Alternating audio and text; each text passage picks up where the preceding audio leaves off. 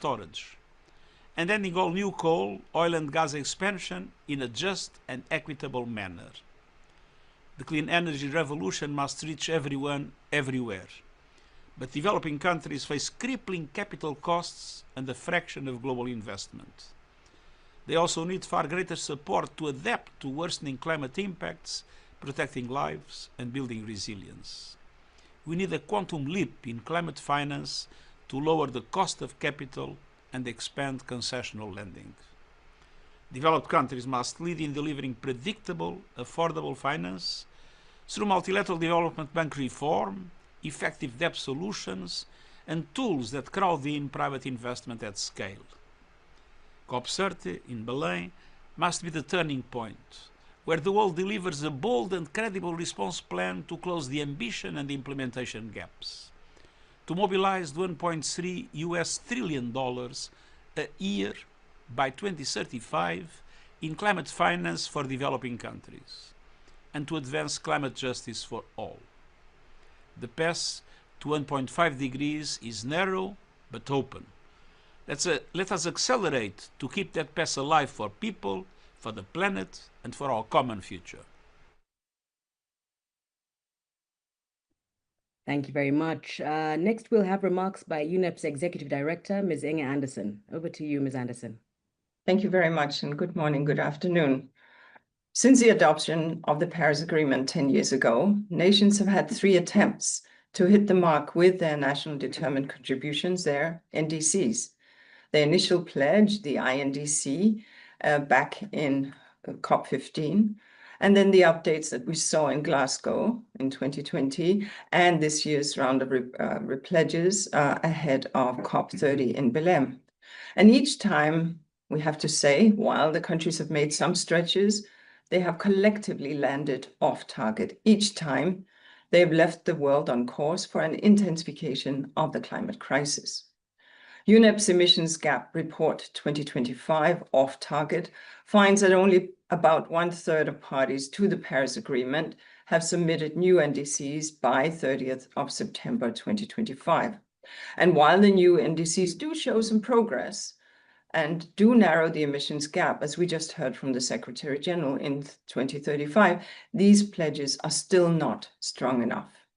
Global warming projections over this century are now 2.3 to 2.5 degrees centigrade compared to 2.6 to 2.8 degrees centigrade in last year's report.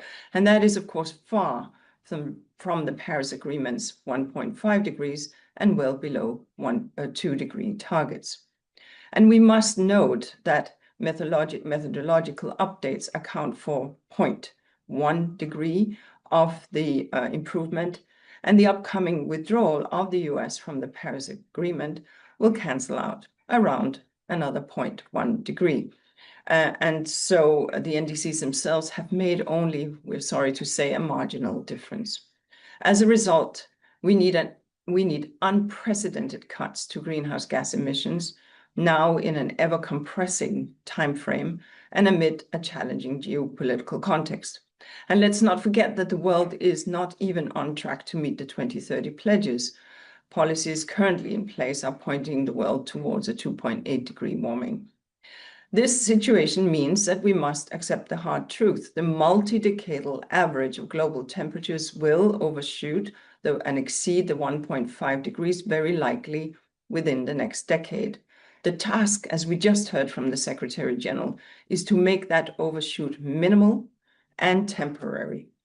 To get on a path to limit that overshoot to about 0.3 degrees, we would need to cut 2030 emissions by 26% and 2035 emissions by 46%.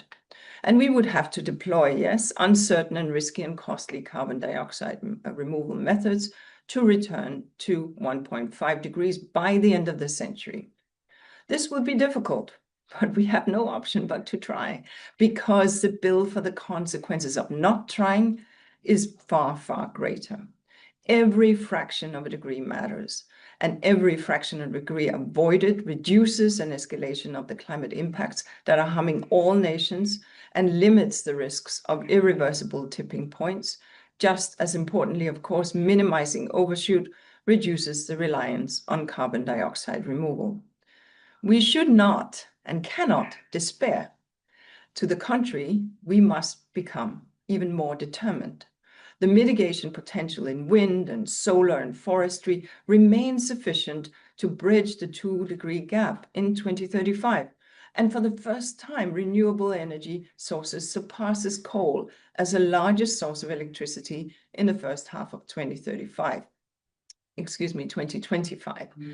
As renewable costs continue to plummet, we have, with the right policies, the opportunity for this to become the new norm, driving jobs, driving opportunities, and driving economic growth. And as UNEP data shows, action is growing to tackle short-lived climate pollutants like methane, which can bring temperatures down quickly. Action like this can help us pull the climate handbrake quickly.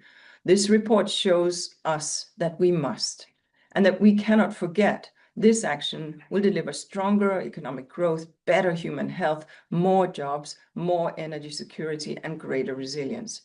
A future every government should be working towards. Now is the time for all countries, particularly the G20 members, to go all in and invest in their future so that we can finally start hitting the right climate targets. Thank you. Thank you very much, Ms. Andersen. Next up, we'll have a presentation from the report's Chief Scientific Editor, Anne Olhoff. Over to you, Anne. Thank you. Thank you very much.